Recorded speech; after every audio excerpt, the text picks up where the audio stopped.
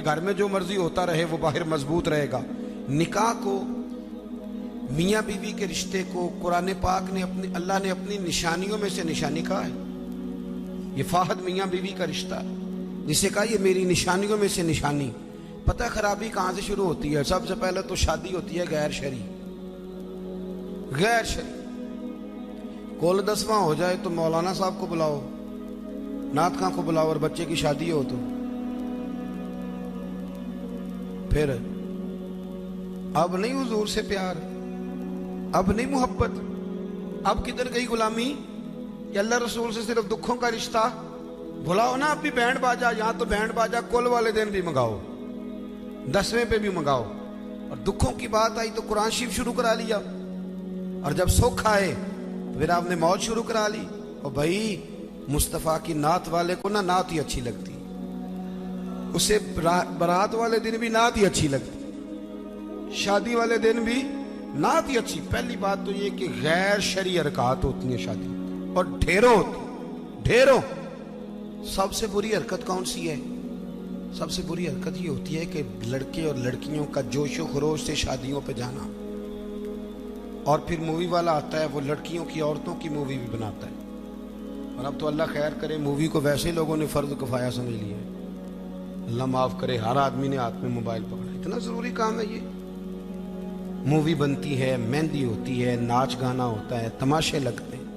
پھر میں حیران ہوتا ہوں، جوان لڑکیوں کے ہاتھوں میں پھول دے کے انہیں کھڑا کیا جاتا ہے کہ دولہا جب آئے تو پھول پھینکنا۔ دولہے کے ساتھ بوڑھے بوڑھے لوگ ہوتے ہیں کہ جوان لڑکے ہوتے ہیں؟ بولے تو وہ پھول کیوں لڑکیاں پھینکتی ہیں؟ لڑکیاں ساری برقعے میں ہوتی ہیں، چھپے ہوئے منہ ہوتے ہیں، تو سارا خاندان تو بیوٹی پارلر سے تیار ہو کے آیا ہوتا ہے، تو آپ تو گناہ کو آواز دے رہے ہیں۔ پتہ ہے رسم کیسے ایجاد ہوئی؟ صاحب فتوح الشام نے لکھا ہے یہ لڑکیوں کے پھول پھینکنے کی رسم جب قادسیہ کے علاقے حضرت سعد بن ابی وقاص رضی اللہ تعالیٰ عنہ فتح کر رہے تھے، تو آپ ایک ایسے علاقے سے گزرے جس کی عمارتیں بڑی شاندار تھیں۔ علامہ واقدی کہتے ہیں کہ دور دور سے لوگ وہ عمارتیں دیکھنے آتے تھے کہ بھئی فن تعمیر کا شاہکار ہیں یہ چیزیں۔ اس ایریے سے گزرنا تھا مسلمان فوج نے، تو عیسائیوں نے اور یہودیوں نے ایک چال چلی، انہوں نے عورتوں سے کہا، خوبصورت لڑکیوں سے، کہ پھول پکڑ لو، اور جب فوجی گزرے تو ان کے اوپر پھول پھینکنا۔ اگر 2-3 جرنل بھی تم تباہ کرنے میں کامیاب ہو گئی تو مسلمانوں کا ہم زیر کر لیں گے۔ پھول پھینکو، چھتوں پہ چڑھ گئی، اور چھتوں کی طرف نوجوانوں نے دیکھنا ویسے ہی ہے چونکہ شاہکار ہیں ہماری مناظر۔ حضرت سعد بن ابی وقاص رضی اللہ تعالیٰ عنہ آگے آگے تھے، سمجھ آ رہی ہے نا میری باتوں؟ آگے آگے جا رہے تھے، کمان کر رہے تھے فوج کی۔ جب آپ نے دیکھا عورتیں چھتوں پہ ہیں تو حضرت سعد بن ابی وقاص شرارت سمجھ گئے، سازش سمجھ گئے۔ لوگ زہر بھی جو ہوتا ہے نا، زہر بھی دودھ میں ڈال کے دیتے ہیں، ڈائریکٹ نہیں دیتے، انہیں پتہ ہوتا ہے کہ زہر رگوں میں کیسے اتارنا ہے۔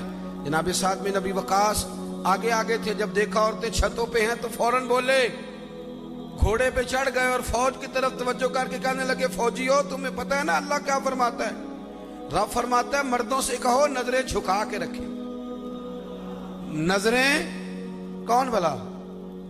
جی مومن مرد۔ قرآن مجید نے حکم دیا کہ مومن مرد نظریں، اس کا مطلب ہے مرد وہ نہیں ہوتا جو اکڑ اکڑ کے چلے، مرد تو ہے ہی وہ قد اونچا ہو نظریں جھکی ہوئی۔ مرد کہتے ہیں اسے، مردوں سے کہو نظریں جھکا کے رکھیں۔ 10,000 فوج تھی، عورتیں پھول پھینکتی نہیں، 10,000 فوجی گزر گیا، پر ایک نے بھی نظر اٹھا کے نہیں دیکھا۔ جب سارے گزر گئے تو ان عورتوں نے پلیٹیں پھینکی اور کہنے لگی، او بے شرمو یہودی اور عیسائیوں، تم کس طرح کے لوگ ہو، اپنے مقاصد کے لیے بہو بیٹیوں کو استعمال کرتے ہو، اور یہ کتنی شان والے ہیں، ایک آیت سنی ہے اور نظریں جھکا لی ہیں، تم بھی غلط ہو، تمہارا طریقہ بھی غلط ہے۔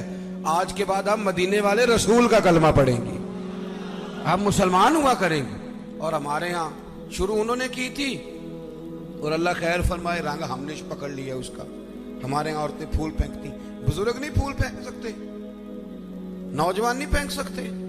خدا کا خوف کریں۔ اور پھر مرد عورتوں کا اختلاط ہوتا ہے، اور پھر اس سے آگے شادی کے بے پناہ خرچے، बेपनाह कर्जा उठा के शादियां करते हैं।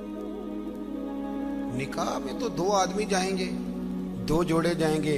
और मैं आपको एक शरई हुक्म बताता हूं, आपका सगा भाई, इधर देखो मेरी तरफ, सगा भाई अपने बेटे की शादी पे अगर आपको न बुलाए तो उससे नाराज होना जायज नहीं।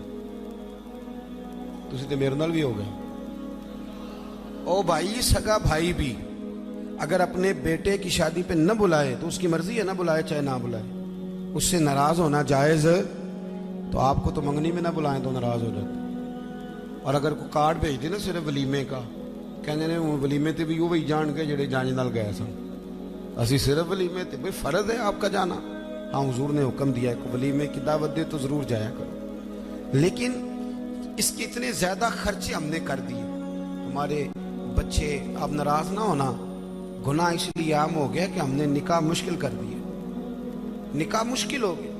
अगर हम इसके अखराजात कम करें, मैं शादियां देखता हूं, मुझे लगता है इतने पैसों में 6 शादियां हो सकती हैं। कर्जा उठा के शादी कर ली, 15 दिन नहीं गुजरते तो पैसे लेने वाला आ जाता है। वो कहता मेरे तो रखना पहले। तो अब वो बच्चा बेचारा, उसने क्या शादी के बाद खुश रहना, वो तो कर्जे अदा कर रहा है। घर में लड़ाई पड़ी हुई, 1 महीना पूरा बीबी जेवर नहीं बेचारी पहन सकती, वो सारा कर्जे में चला जाता है। गलत काम करते हैं हम। सुनो, हजरत अब्दुर्रहमान इब्ने औफ रदी अल्लाह ताला, सहाबा में सबसे अमीर आदमी, सबसे अमीर। ये बुखारी में हदीस है, फजर की नमाज ना उन्होंने नबी करीम अलैहिस्सलाम के पीछे पढ़ी, सफेद कुर्ता पहना था तो उसको जर्द रंग का दाग लगा हुआ था। तवज्जो है ना मेरी बात? सफेद कुर्ता और जर्द रंग का दाग।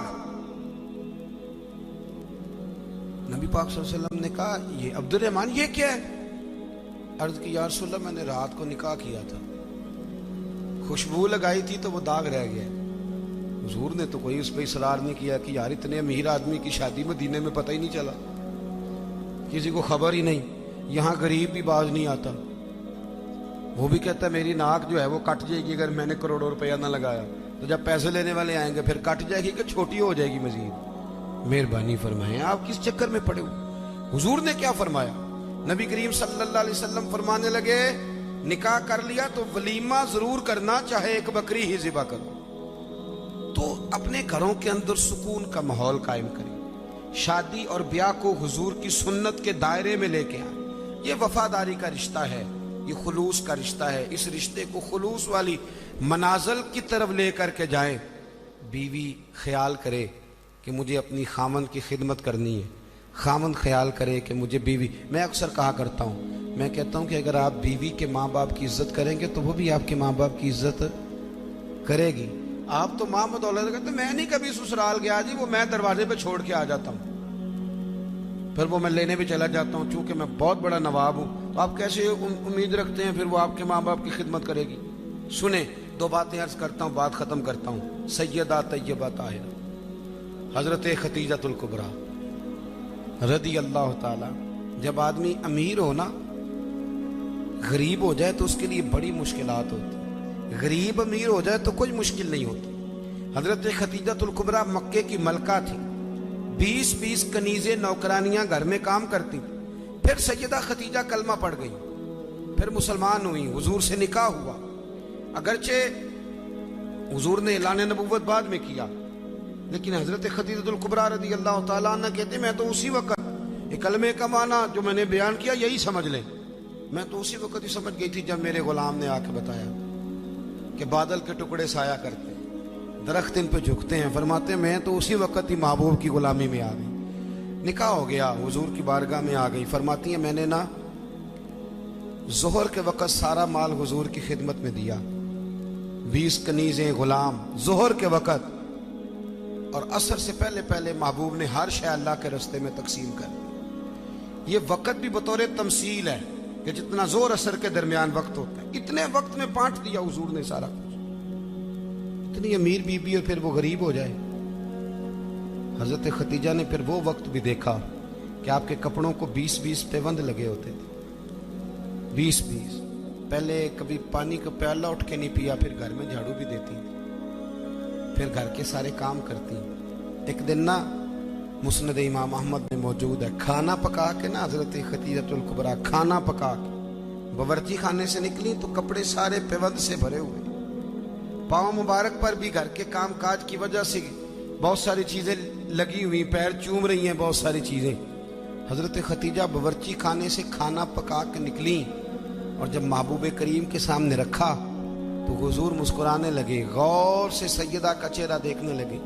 या रसूल अल्लाह क्या हुआ? तो महबूब फरमाने लगे, खतीजा आपके आने से पहले जिब्रील आ गए और वो अर्ज कर रहे थे, या रसूल अल्लाह खतीजा खाना लेके आ रही है और जब वो आ जाए तो उसे उसके रब का सलाम कह दीजिएगा। अगर खातून अपने खामद की खिदमत करे, अगर वो ये ज़ौक बनाए, ये मिजाज। अब तस्वीर का बिल्कुल दूसरा रुख भी देखें, ये कंजुल उमाल में ये भी हदीस है और हदीस की रावी सैयदा आयशा सिद्दीक़ा है। बस बात खत्म करने लगा हूँ। सैयदा आयशा सिद्दीक़ा कहती हैं दोपहर को हुजूर आराम करते थे, खाने के बाद लोग मिलने नहीं आते थे, पर एक दिन ना एक बूढ़ी अम्मा आ गई। उसने जब दरवाजे के सामने आके वो बोली तो हुजूर जल्दी से उठे, खुद दरवाजा खोला, खाना खिलाया, खजूरें दी, सिरका दिया, प्यार किया, मोहब्बत फरमाई। हजरत आयशा सिद्दीक़ा रज़ी अल्लाह ताला अन्हा कहती हैं ये मैंने इनफिरादी रंग देखा, बाकी हर एक से शफकत करते थे पर यहाँ मैंने हुजूर का अंदाज जुदागाना देखा। जब जाने लगी तो हुजूर ने तोहफ़े भी दिए। मेरे दिल में ख्याल आया हुजूर अब जाएंगे, रात को वापस आएंगे तो पूछूंगी कि ये अम्मा कौन है, लेकिन महबूब तो लेट गए। कहते मैं करीब गई, कदमों में बैठी, मैंने कहा या रसूलल्लाह ये कौन थी खातून, आपने बड़ा ही प्यार किया। कहती हुजूर उठ के बैठे तो आंखों में आंसू थे। मैंने कहा या रसूलल्लाह क्या हुआ? तो महबूब फरमाने लगे आयशा ये ना मेरी पहली ज़ौजा सैयदा खतीजा की सहेली थी, ये जब हम मक्के में रहते थे तो ये आया करती थी, खतीजा खाना भी खिलाती थी, प्यार भी करती थी, तोहफे भी देती थी। आज जब ये लौट के दोबारा आई है तो खतीजा की यादें इश्क़ सरकार से दिल जिसने संवारा होगा,